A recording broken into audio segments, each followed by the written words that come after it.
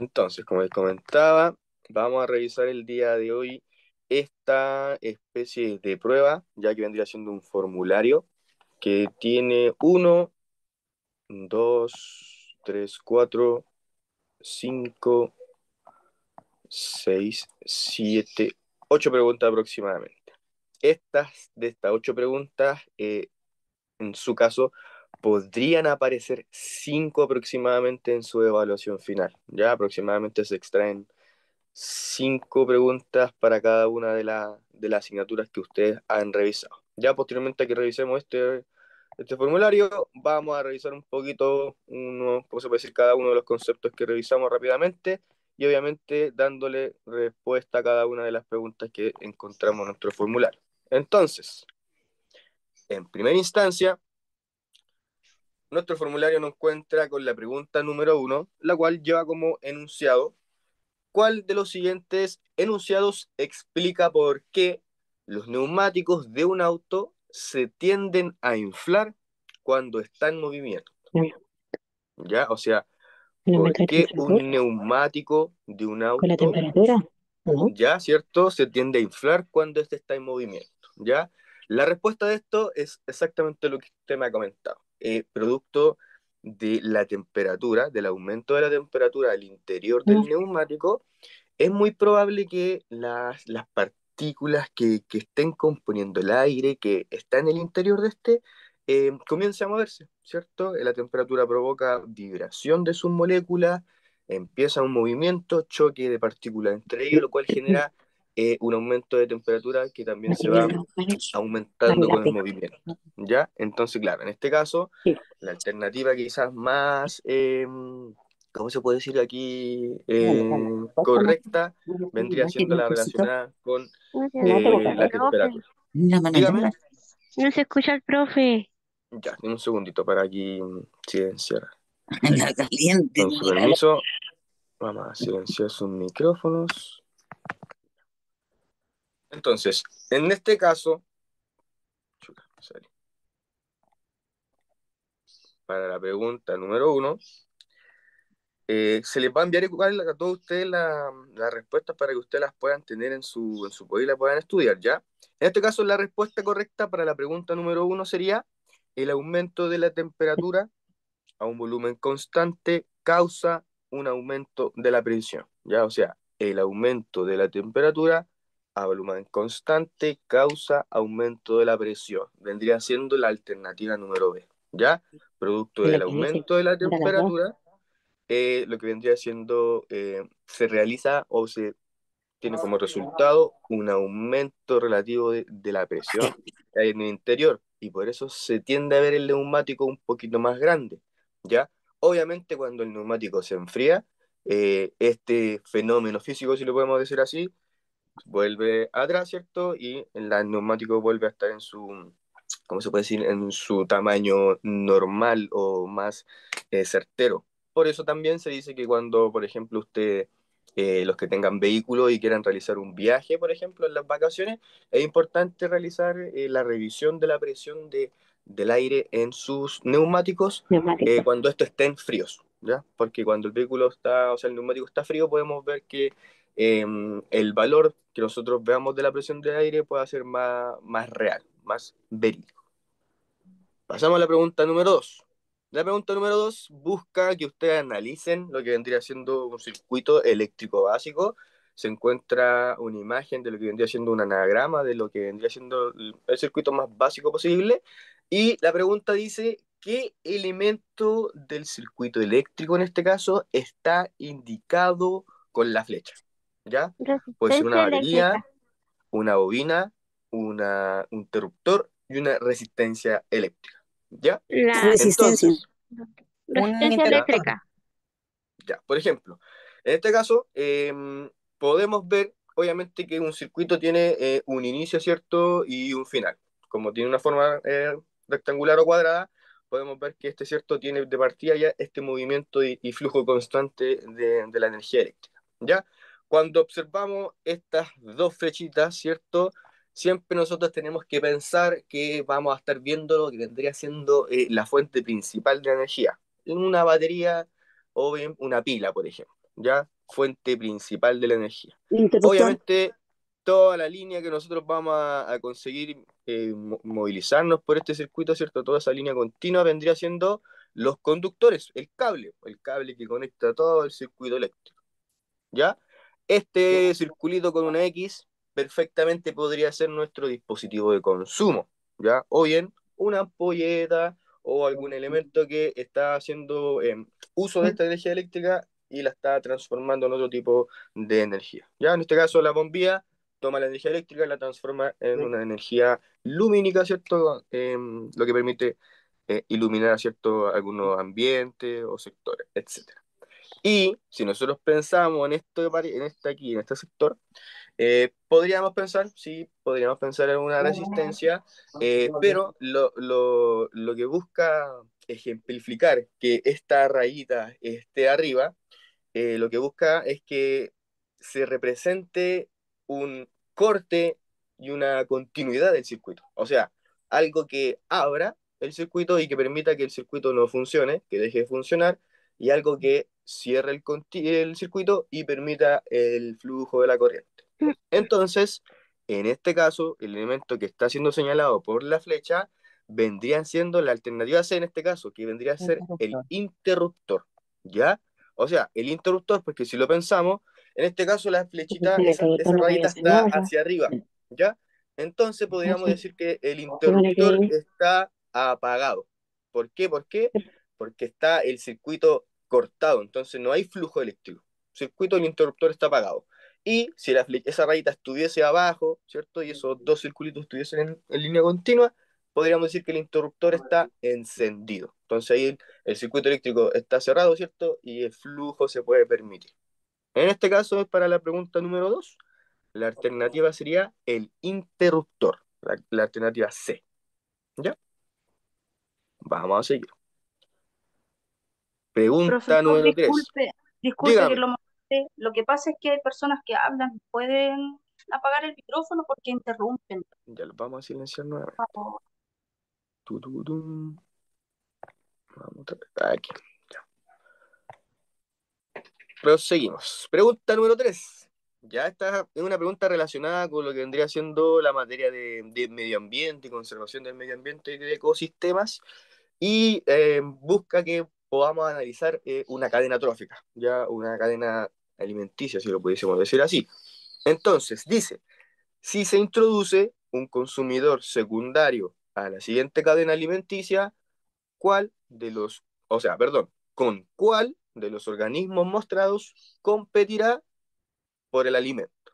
O sea, primero que todo, teníamos que recordar que en una cadena trófica nosotros teníamos un elemento inicial que se denominaba productor en la gran mayoría de las veces, y posteriormente se iban desprendiendo los consumidores, consumidor primario, consumidor secundario, terciario y así sucesivamente, ¿ya? Hasta concluir la cadena trófica con el deceso o el fallecimiento del consumidor en particular. En este caso tenemos una cadena trófica compuesta por 4 elementos: los güiros, las lapas, los erizos y los seres humanos, ¿ya? Entonces la pregunta dice, si nosotros introduciéramos un consumidor secundario a esa cadena trófica, ¿con cuál de esos organismos el consumidor que yo voy a ingresar va a ir a competir? Tenemos los Buenas güiros, tardes, profe. las lapas, los erizos y los seres humanos. Buenas tardes, estimado. Entonces, Carla usted, a su Brito, parecer, presente. muchas gracias. ¿Con qué elemento Disculpe, ustedes creen profe, que va a buenas estar tardes. compitiendo? Buenas Soy tardes. Salomé. ¿Ya? Sí, Quizás. ya. De ahí continúe nomás, profe. Ya, Disculpe. muchas gracias. Entonces, en esta cadena, si yo introdujera un consumidor secundario, ¿con cuál yo voy a estar compitiendo? ¿Con los güiros? ¿Con las lapas? ¿Con los erizos? ¿O con los seres humanos? ¿Qué creen ustedes? Es una pregunta igual relativamente difícil. A mí en primera instancia me costó entenderla un poquito. ¿Con los seres ¿Ya? humanos? Ya puede ser con los seres humanos. Aquí lo que usted tendría que hacer es imaginarse ese diagrama de una cadena trófica que vamos a revisar ahora a continuación, en donde los güiros vendría siendo nuestro productor, los güiros vendría siendo nuestra comida, vendría siendo nuestro alimento principal. Las lapas vendrían siendo el primer organismo que se va a estar alimentando de los güiros. Entonces serían el consumidor primario. Luego tenemos los erizos. Los erizos, a su vez, se van a estar alimentando de las lapas, ¿cierto? Esas lapas que en algún momento se alimentaron de los güiros. Entonces, los erizos, consumidores terciarios, perdón, secundarios. Y por último, los seres humanos vendrían siendo los consumidores terciarios, ¿ya? Entonces, güiros, alimento principal, lapas, consumidor primario, erizo, consumidor secundario, seres humanos, consumidor terciario. Uno, dos y tres. Entonces, si la pregunta dice, si nosotros introdujimos un segundo consumidor, que vendría siendo el competidor de los erizos, ya también caería en la categoría de consumidor secundario. Entonces, además de los erizos, estaría otro elemento consumiendo también las lapas, que podría ser, no sé, otro organismo marino, un cangrejo, o algún pez, ¿ya? Algún molusco que también se esté alimentando de las lapas y esté compitiendo directamente con los erizos por su alimento, por la comida. Entonces, la respuesta correcta aquí vendría siendo los erizos, la alternativa C. Si yo introduzco un consumidor secundario a esta cadena, voy a estar compitiendo con los erizos, que ya forman parte de los consumidores secundarios que participan aquí. ¿Ya? Entonces aquí la alternativa sería, estaría compitiendo con los erizos, alternativa C. Luego, esta es una pregunta de respuesta de desarrollo, de respuesta abierta, ¿ya? Va a depender igual de lo que usted conteste. Dice, ¿por qué la mitosis permite que los órganos crezcan durante el desarrollo embrionario? ¿Por qué la mitosis? La mitosis era el proceso de reproducción, por medio del cual una célula se podía reproducir, ¿cierto? Y podía copiar su material genético. ¿Por qué ese proceso permite que los órganos crezcan durante el desarrollo embrionario? Ya es una pregunta igual súper amplia. Puede que usted conteste una cosita, otro compañero conteste otra cosita y sean puntuados con el 100% igual. Ya es una respuesta relativamente abierta. Pero principalmente busca que ustedes entiendan de que la mitosis, como es un proceso en donde las células se van a estar copiando, se van a estar multiplicando, y contemplando el desarrollo embrionario, que vendría siendo el momento en donde todos nuestros órganos corporales se están desarrollando desde cero. ¿Cómo se puede decir? La replicación de las células es fundamental y la mitosis es sumamente importante, ya que gracias a que estas células se pueden copiar, se pueden multiplicar, es posible de que todo nuestro desarrollo se pueda permitir en ese periodo de tiempo en donde estamos en la barriga, ¿cierto? En la panza de nuestra madre. Gracias a que las células se multiplican muy rápido y permiten de que sus células hijas sean iguales, sean idénticas, favorece de que todos nuestros órganos internos se desarrollen, desde nuestro esqueleto, ¿cierto? Y todos los órganos habido y por haber. Entonces, ¿por qué la mitosis permite que los órganos crezcan durante el desarrollo embrionario? Porque la mitosis permite la multiplicación de las células. Y esa multiplicación de las células permite que se desarrollen los tejidos, los órganos, etc. Ahí usted puede explayarse. Vamos con la siguiente. Ya, esta nos pide realizar un análisis de una imagen, ¿cierto? Dice, según el siguiente esquema, que muestra diferentes estructuras del sistema cardiovascular. Y la pregunta dice, ¿qué estructuras se señala con el número uno, ¿cierto? Con la flechita. Y tenemos las alternativas de venas, arterias, vasos capilar y vaso linfático. ¿Ya? O sea, cuando usted se encuentre con una imagen, por lo general que muestre el sistema cardiovascular, el corazón y todos sus componentes, por lo general siempre usted se lo va a encontrar pintados o caracterizados de color azul y de color amarillo, ¿ya? O sea, de color rojo, para poder hacer una diferenciación de su funcionamiento, de su función, si lo podemos decir así, ¿ya? Entonces, por lo general, obviamente, si pensamos en este diagrama, lo central vendría siendo nuestro corazón, ¿cierto? Lo de acá arriba vendría siendo las venitas y arterias que están como de nuestro miembro superior, si lo pudiésemos decir así, y obviamente lo de la parte inferior de nuestras piernas y miembro inferior. Entonces, en este caso, lo rojo por lo general, siempre busca ejemplificar lo que vendrían siendo nuestras arterias y nuestra sangre que tiene harto oxígeno. Y lo de color azul, por lo general, ejemplifica lo que vendrían siendo nuestras venas. Y obviamente sangre que tiene poco contenido de oxígeno, o sea, sangre pobre o sangre sucia, si lo pudiésemos decir así. ¿Ya? Entonces, en este caso, la flecha estaría señalando, ¿cierto?, lo que vendría siendo una arteria. La alternativa C. Si pensamos en la vena vendría siendo el sector de acá, lo que vendría siendo el color azul. ¿Ya? Si hablamos de arteria, podríamos estar hablando perfectamente de ese conducto de color rojo que lleva sangre rica en oxígeno. Si pensamos en vaso capilar, cuando hablamos de un vaso capilar, hablamos de una arteria que es tan pequeñita y que es capaz de llegar a superficies que son súper externas o extremas de nuestro cuerpo, como por ejemplo la punta de nuestros deditos.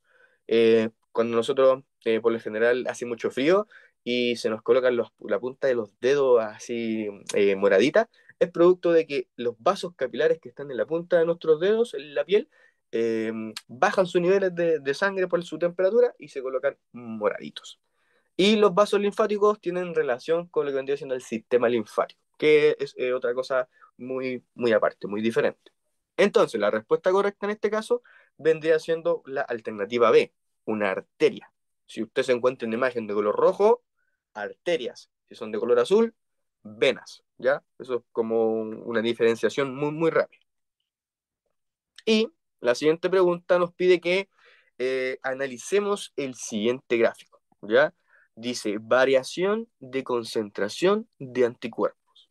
Entonces, en línea, si lo podemos decir así, vertical, tenemos concentración sanguínea de anticuerpos. O sea, dice cantidad en sangre de nuestros anticuerpos, ¿ya? Los anticuerpos son las células que tiene nuestro sistema inmune para poder defendernos frente a una enfermedad, ¿ya? Entonces es muy normal que cuando nuestro cuerpo o nuestro sistema u organismo se enferma, en nuestra sangre aumenten niveles de anticuerpos, producto de que estas célulitas están trabajando para poder combatir nuestra enfermedad, ¿ya? Entonces el cuadro muestra un periodo de tiempo de aproximadamente 8 semanas, ¿ya? En donde comenzamos en la semana 0, ¿cierto? Y finalizamos aproximadamente en la semana número 8. Y podemos ver de que esta curva tiene un ascenso, ¿cierto? Un pequeño descenso, luego asciende, logra un pic, ¿cierto? Aproximadamente en la semana número 6 y posteriormente esto va bajando, va tendiendo a disminuir y se mantiene, si lo pudiésemos pensar, en línea recta. Y la pregunta tiene relación a por qué o cuál podría ser la causa de que esa curva haya descendido desde la semana número 6. O sea, ¿cuál podría ser la causante de que esa flechita llegó hasta ahí, esta rayita llegó hasta este punto, ¿cierto? Y luego empezó a descender, a descender, a descender para luego terminar en ese extremo prácticamente recto. Uy, O sea, muestra la profe, imagen que diga, disculpe, pero creo que me va a tener que mandar las materias por WhatsApp y no porque se preocupe, resulta que donde yo vivo no me dejan escuchar las clases. mire, señorita, no se preocupe, esta clase va a quedar grabada y a sus Ya, respectivos grupos de WhatsApp se les va a enviar esta misma prueba y todas las respuestas correctas para que ustedes la puedan revisar. Ya no se ya, preocupe, profe. no hay problema, Gracias. cuídese mucho, que le vaya bien, Chao. no hay problema. Ya, entonces, podríamos pensar en este caso que en la semana número 2 o 1 2 nuestro cuerpo se sintió un poco enfermito, ¿cierto? Entonces, nuestro sistema inmune preparó una carga de anticuerpos y lo envió a la sangre. Y podríamos decir que estos anticuerpos hicieron su trabajo, ¿cierto? Porque posteriormente comenzó a descender esta curva. O sea, los anticuerpos fueron desapareciendo de nuestra sangre. Pero ¿qué pasó? En la semana número 4, de nuevo hubo un aumento considerable hasta llegar hasta ese pico. Podríamos decir entonces que desde la semana número 6, nuestro cuerpo nuevamente se enfermó, pero se enfermó de una forma más severa.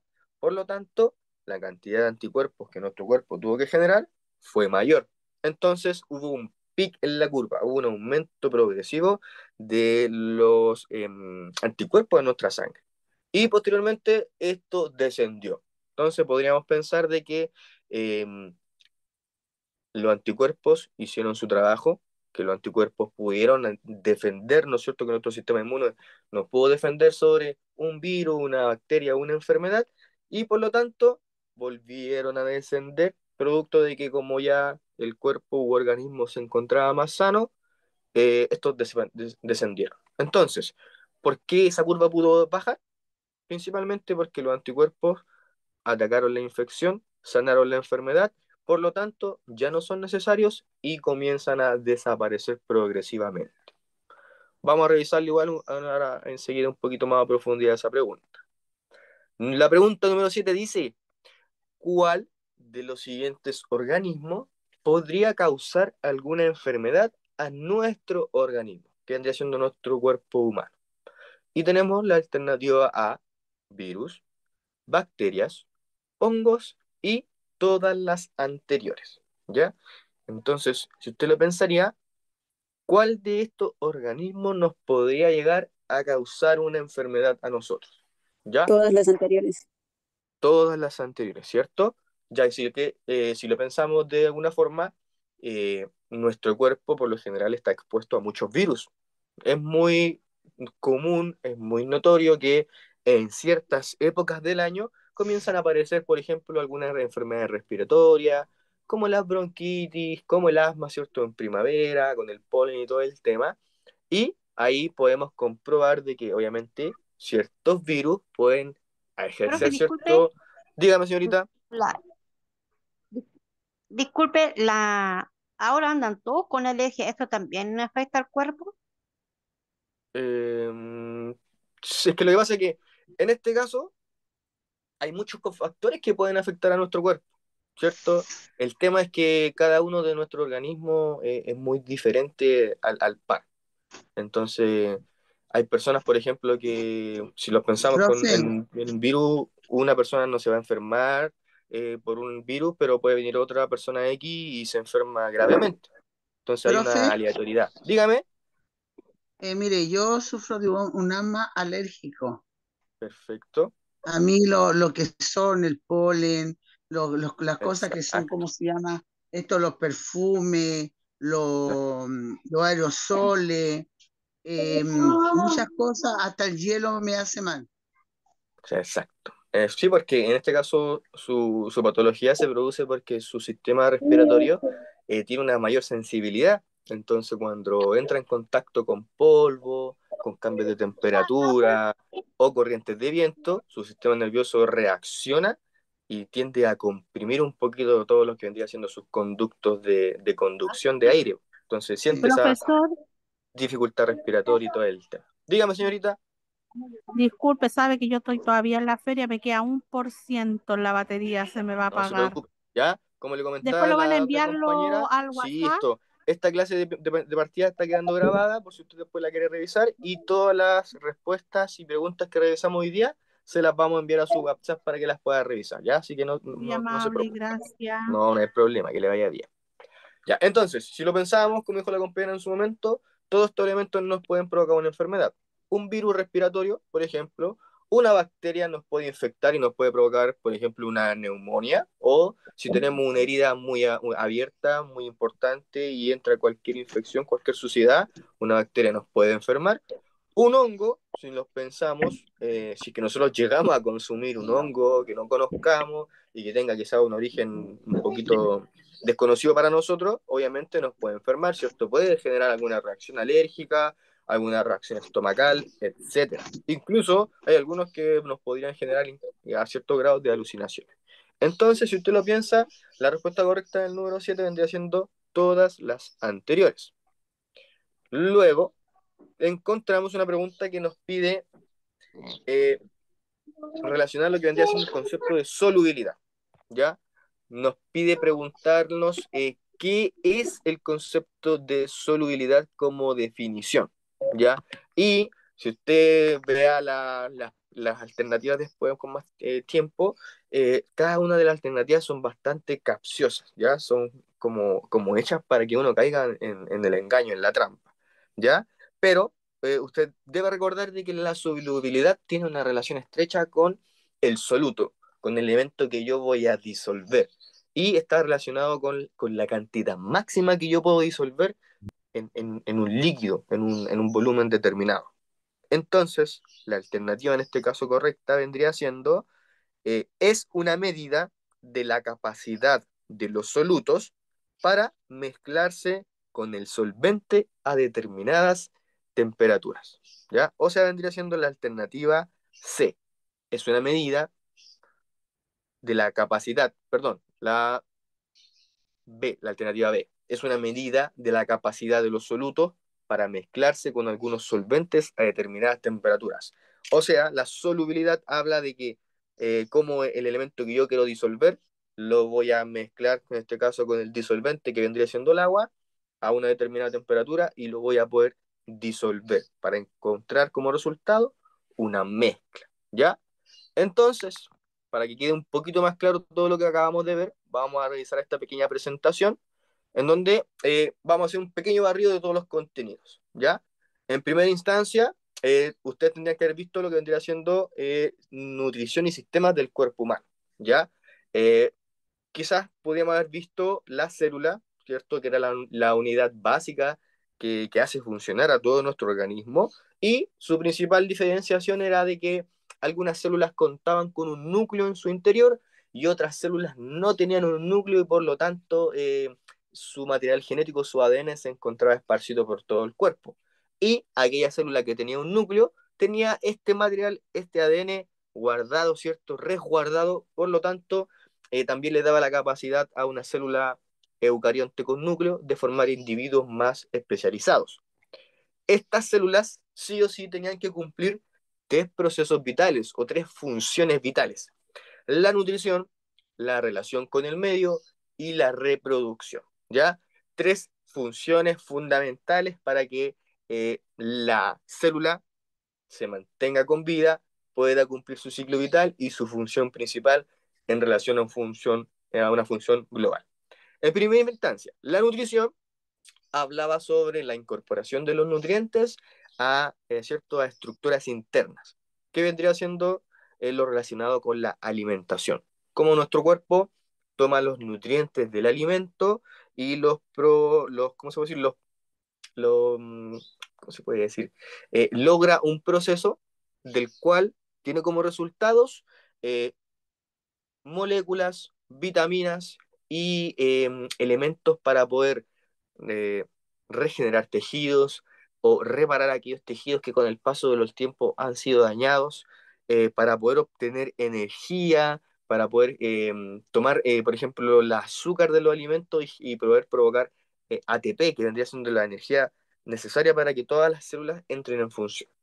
En segunda instancia, la relación con el medio hablaba sobre cómo una célula en un determinado medio, en un estado medio ambiente, era capaz de recibir señales externas, estímulos externos, y entregar respuestas, si lo pudiésemos decir así, lo suficientemente positivas como para sobrevivir. Por ejemplo, si se encontrara un ambiente determinado y este ambiente empezaba, como ejemplo, a aumentar su temperatura externa, la célula debía ser capaz de tener una respuesta a este estímulo de aumento de temperatura para sobrevivir.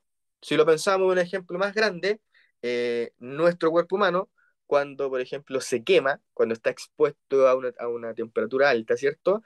Por ejemplo, estamos encendiendo una llama o la cocina o el asado y nosotros pasamos, ¿cierto?, cerca de esta llama del fuego, y nosotros lo que tendemos a hacer es a retirar rápidamente nuestra mano, producto de que nuestras células están preparadas de base para la vida, para sobrevivir, ¿cierto? Y obviamente uno no se va a querer quemar.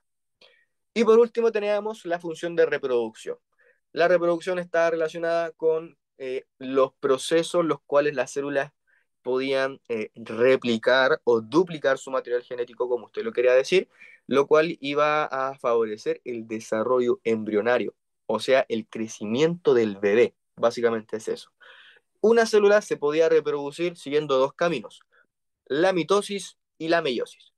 Cuando hablábamos de que una célula se va a reproducir por mitosis, hablábamos de que teníamos una célula inicial, la cual era capaz de reproducirse y tener como resultado dos células hijas, las cuales eran totalmente idénticas a la célula inicial, ¿ya? Entonces es un proceso en donde solamente necesitamos una célula inicial, no necesitamos un componente sexual asociado, por lo tanto, esta célula por sí sola se puede reproducir dando como resultado dos células hijas, ¿ya? ¿Cierto?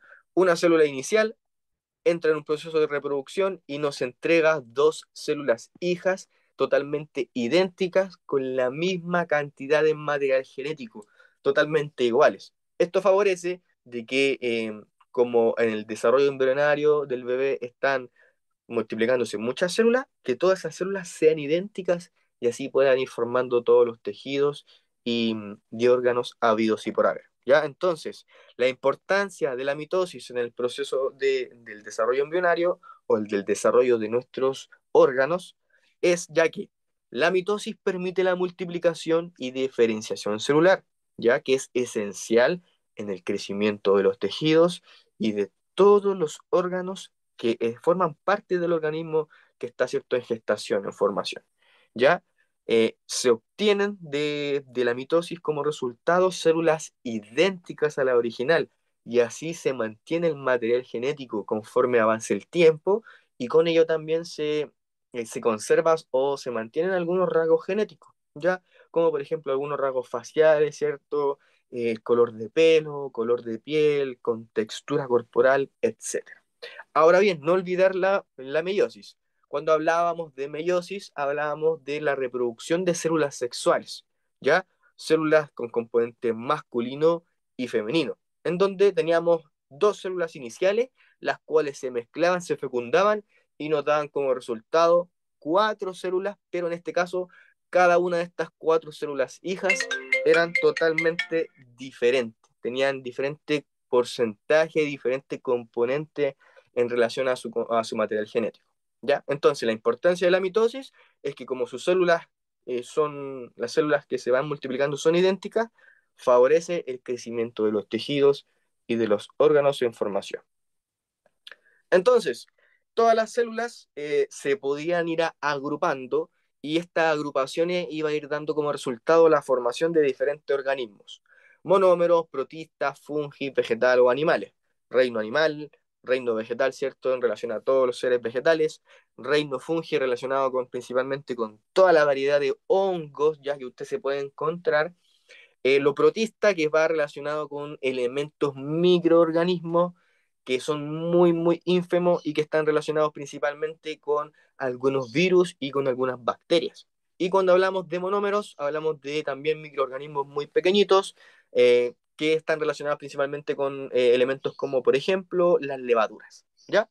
Entonces, cuando la pregunta nos hacía referencia a cuál elemento u organismo nos podía generar una patología, tanto un virus, una bacteria y un hongo pueden ser capaces de enfermar un organismo, ¿ya? Lo dijimos, ¿cierto? Enfermedades producto del virus, hay muchas. Virus, por ejemplo, hay un virus sumamente importante y que afecta a gran parte también de la población, que vendría siendo el VPH, el virus del papiloma humano, ¿cierto? Que es un virus, ¿cierto? X que forma o que produce una enfermedad sumamente importante en lo que vendría siendo el cuerpo humano. Una bacteria también, como por ejemplo el Staphylococcus o las neumonias, son provocadas por que nuestro sistema respiratorio se ve atacado por bacterias, que vendrían siendo elementos como el que está aquí en el centro, ya con estos pelitos y estas colitas. Estos elementos, que son denominados en algunos casos como bacterias, podrían enfermarnos. Y obviamente, si pensamos en los hongos, obviamente hay hongos que tienen diferentes, ¿cómo se puede decir?, propiedades. Entonces, algunos son venenosos, otros son alucinógenos, por ejemplo, y otros son totalmente comestibles. Pero si nosotros no tenemos ese conocimiento, perfectamente podemos tomar un hongo, comernos y este nos puede provocar una enfermedad, ya sea una enfermedad a nivel estomacal o producto de otro tipo de reacción en otro tipo de nuestro organismo. Seguimos. Aquí está. Encontramos de nuevo el gráfico en donde veíamos, ¿cierto?, esta curva, este movimiento de arriba para abajo sumamente difícil de entender, ¿ya? Pero en palabras simples, usted tiene que analizar esto y pensar de que en nuestra enfermedad, ¿cierto?, nos atacó en un momento, hubo algo en que nuestro cuerpo se defendió y posteriormente, en la semana aproximadamente 4, nuevamente nuestro cuerpo se enfermó, por lo tanto nuestros anticuerpos subieron, llegaron a un pic y comenzaron a descender. Ahora bien, este gráfico tiene mayor información. Dice que en la semana número 0 hubo una primera inoculación, o sea que hubo una vacunación.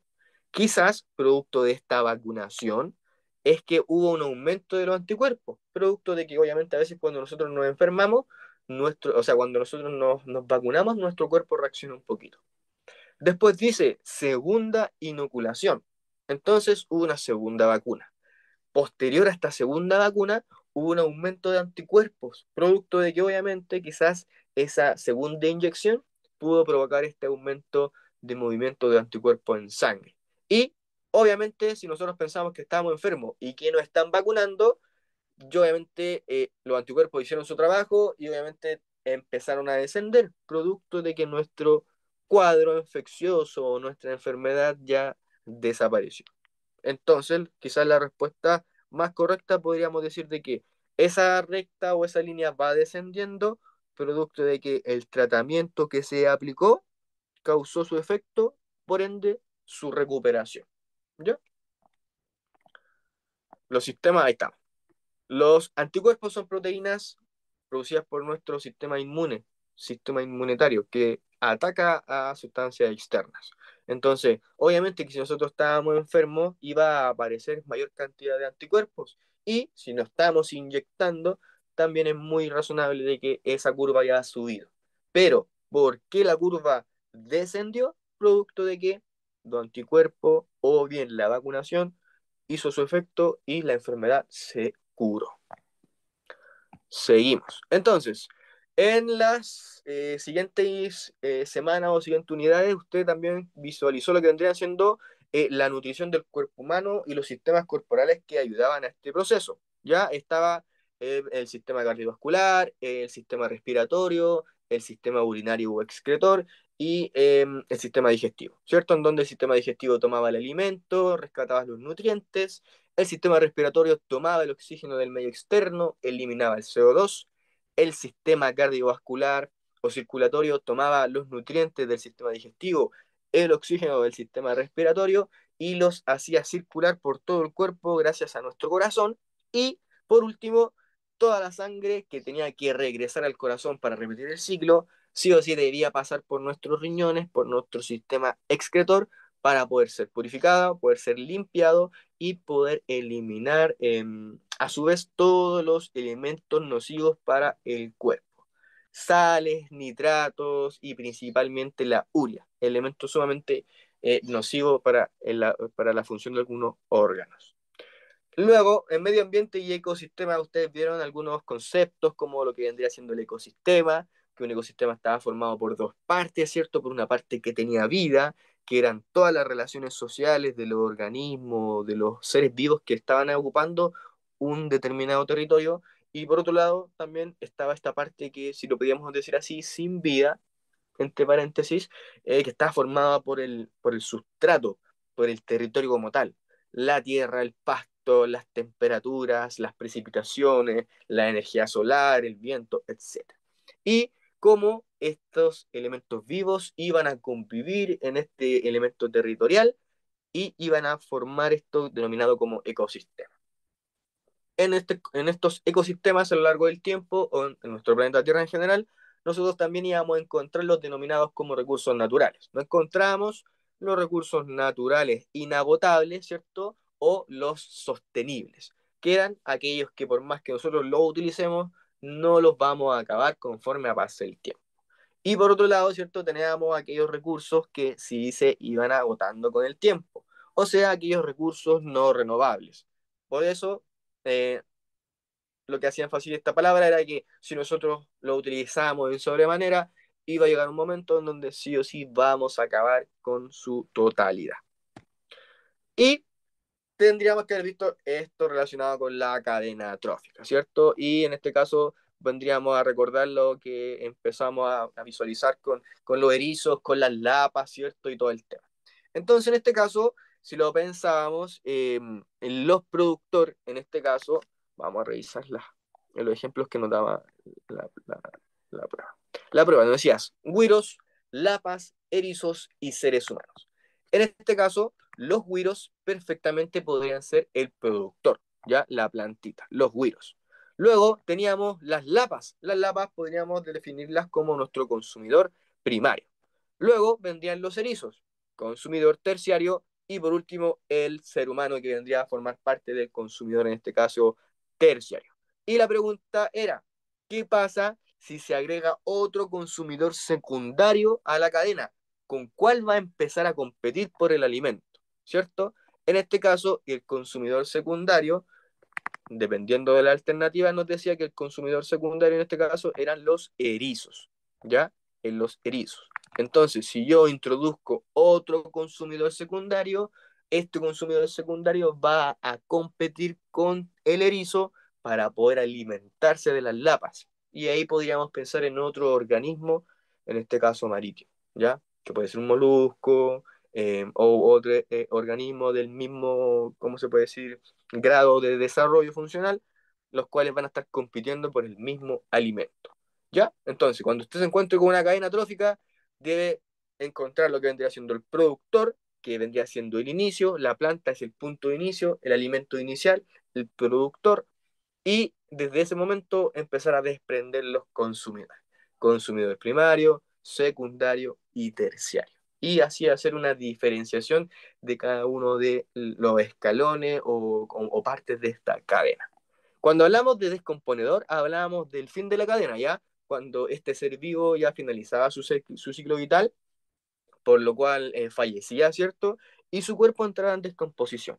Entonces se dice científicamente que cuando los cuerpos entran en descomposición y estos están a la intemperie, todos los elementos que resultaron de ese proceso de descomposición quedan mezclados con la tierra. Y obviamente posteriormente en esa misma tierra va a crecer nuevamente una planta, ¿cierto? Un productor, y se va a repetir nuevamente el ciclo. Luego estaba lo que vendría siendo las disoluciones químicas, ¿cierto? Y aquí vimos lo relacionado con la solubilidad. Elementos que conformaban una mezcla eran el solvente y el soluto, ¿ya? El soluto era el elemento que yo quería disolver y el solvente o disolvente es el elemento que me va a ayudar a que el soluto se disuelva. El soluto por lo general siempre está ¿cómo se puede decir?, en estado sólido o triturado, y el disolvente por lo general y en la gran mayoría de los casos es agua y se encuentra en estado líquido, ¿ya? Entonces en el ejemplo veíamos, ¿cierto?, el soluto que perfectamente podría ser una cucharada de azúcar, la cual es introducida en este vaso con agua y que obviamente busca ejemplificar cómo estos se van a mezclar, cómo estos dos elementos se van a mezclar para dar resultado a una mezcla homogénea, en donde las partículas van a estar sumamente entremezcladas. Entonces, la solubilidad se define como la cantidad máxima de un soluto que se puede disolver en una cantidad dada de disolvente a una determinada temperatura, ¿ya? O sea, cuando usted vea el concepto de solubilidad, sí o sí debe pensar en el soluto, en la cantidad de soluto, la cantidad del elemento máximo que yo puedo disolver en agua, por ejemplo, a una temperatura determinada. Seguimos. Vimos quizás también que habían diferentes factores que podrían alterar la solubilidad de un elemento. El tamaño del soluto, si es que se generaba un movimiento como la agitación, lo cual iba a favorecer de que la mezcla se llevara a cabo más rápido, la temperatura, en donde vimos de que la temperatura favorecía de que algo se disuelva con mayor facilidad, con mayor rapidez, producto de que el aumento de las temperaturas favorecía un movimiento de las partículas que componían los elementos, y este movimiento de partículas favorecía también la disolución de los elementos. Y por último, la presión. Dijimos que también que cuando en un envase o en un elemento determinado se encontraba una presión de gas continua, la solubilidad también se iba a ver favorecida. Y en la primera pregunta de esa especie de prueba estaba el por qué un neumático, ¿cierto?, tendía a inflarse al estar en movimiento, ¿ya? Y eso lo íbamos a responder principalmente relacionando la temperatura y la presión, cómo se establece su relación, ¿ya? Y obviamente la respuesta correcta era que a un volumen constante, la presión de un gas es directamente proporcional a su temperatura. Esto quiere decir que en una rueda que tenga el mismo volumen de aire y este no se modifica en el tiempo, ¿ya? A medida de que su temperatura aumente, la presión en su interior también va a aumentar, ¿ya? Ahora bien, podemos decir que en una rueda yo tengo una presión de 20 psi, una presión de 20 en su interior. Y cuando entre en movimiento y hago un viaje en carretera muy largo, quizás si yo le hago una medición, puedo ver de que tengo 23 psi, ya, o sea, aumentaron 3. Pero quizás ese aumento de 3 se produjo netamente a la temperatura. Y producto de la temperatura, hizo que obviamente todas las partículas que están en el interior del neumático entren en roce, entren en fricción, entren en movimiento y eso puede favorecer a que el neumático se tienda a inflar. Luego vimos componentes o conceptos relacionados con la fuerza del movimiento. Ya vimos de que la fuerza era un tipo de acción que actuaba sobre un cuerpo y que le iba a provocar un efecto. Y este efecto que íbamos a provocar era el movimiento. Movimiento que se definía como un fenómeno físico mediante el cual un objeto se iba a desplazar, o sea, iba a generar un cambio de posición. Se dice de que cuando se aplica una fuerza a un objeto determinado, podemos llevar o lograr dos efectos de manera simultánea. El primero vendría siendo la modificación de su estado de movimiento. Si pensamos en el ejemplo de la imagen, vemos un pie que está a punto de chutear una pelota, ¿ya? Entonces, si yo voy y golpeo la pelota, voy a lograr un cambio, una modificación en su estado de movimiento, ya que la pelota va a dejar de estar en reposo y va a entrar en un estado de movimiento. Y por otro lado, si yo golpeo esta pelota lo suficientemente fuerte, es muy probable que durante el desplazamiento de esta pelota en el aire, esta pelota vaya teniendo diferentes cambios conformacionales o se vaya poniendo un poquito más ovalada, etc. Lo cual va a detenerse cuando el elemento vuelva al estado de reposo. Vimos algunos conceptos relacionados con lo que vendría siendo la fuerza del movimiento, las velocidades, trayectorias, roces, desplazamientos, varios conceptos, y finalizamos con las energías. La energía era la capacidad de que los cuerpos tenían para poder realizar un trabajo o producir un cambio, ¿ya? Y obviamente la energía iba a tener una gran relación con la electricidad. La electricidad era la forma de energía quizás más utilizada por el ser humano o por la sociedad en general, ¿cierto? Y vimos de que existían muchas formas de poder producir energía eléctrica, gracias a la energía cinética, energía química, procesos de reacciones nucleares y obviamente lo relacionadas con nuestras energías sustentables o energías renovables, como la energía eólica, que está relacionada con la fuerza de los vientos, la energía solar, ¿cierto? Relacionada con el sol, con la energía que irradia, ¿cierto? Y la energía hidráulica, relacionada con la fuerza de mares o de grandes volúmenes de agua. Y vimos lo que era el circuito eléctrico. Un circuito eléctrico básico formado por tres principales componentes: una fuente de energía, un conductor eléctrico, un dispositivo de consumo. Fuente de energía, que era la base de la energía, como lo dice el subtítulo, una batería, una pila, por ejemplo. Conductores eléctricos, que van a ser los encargados de llevar la energía eléctrica a todo el circuito. Alambres, cables, elementos que transportan la corriente. Y los dispositivos de consumo por final, que eran los elementos que iban a utilizar esta energía eléctrica, ¿ya? Elementos de consumo que podrían ser una ampolleta, podría ser un televisor, un refrigerador, un electrodoméstico, un hervidor, el cual yo lo conecto, ¿cierto?, a la corriente eléctrica y eso me permite su funcionamiento, ¿ya?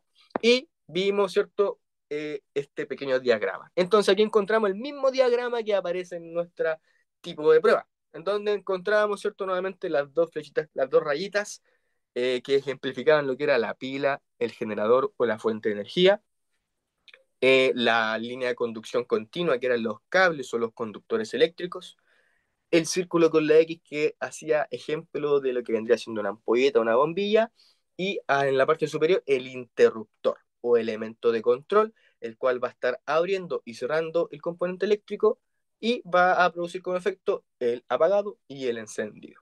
Si lo vemos un poquito más bonito, podríamos encontrar esto, ¿cierto? Generador o fuente de energía, la pila, la base, el interruptor, el fusible, que vendría siendo en este caso una resistencia, un elemento un poquito más nuevo, los conductores, que son los cables que llevan, ¿cierto?, la energía y producen el flujo de energía eléctrica, y el receptor o elemento de consumo, que vendría siendo la ampolleta, la cual va a encenderse, ¿cierto?, o apagarse, dependiendo de la utilización del circuito. ¿Ya?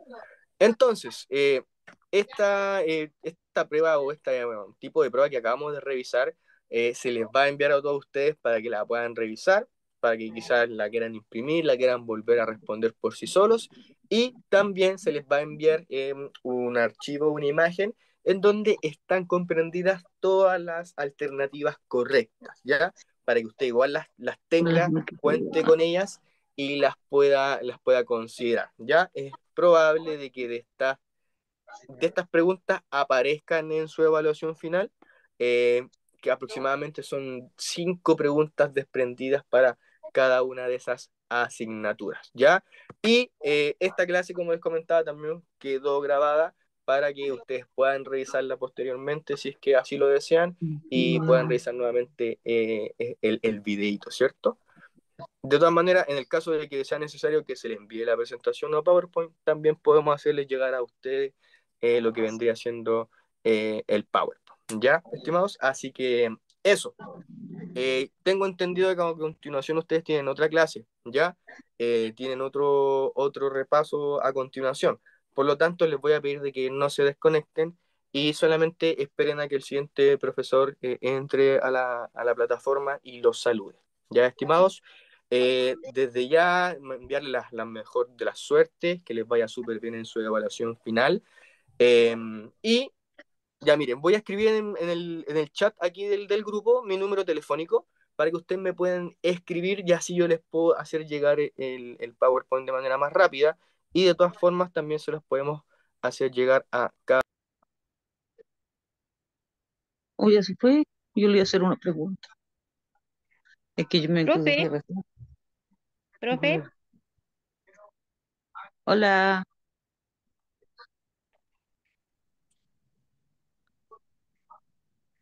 a lo mejor está mandando el número. Claro, debe ser. Sí. Pucha, yo me integré recién, soy Alicia. Me integré recién, bueno, estaba aquí en casa, entonces no alcancé. ¿Cómo habrá a la que viene si voy a poder estar? Ojalá que Profe, mande. pero van a mandar la Sí, grabación y Pero todo lo... sí, recuerden que sí, van a mandar las grabaciones, chiquillas.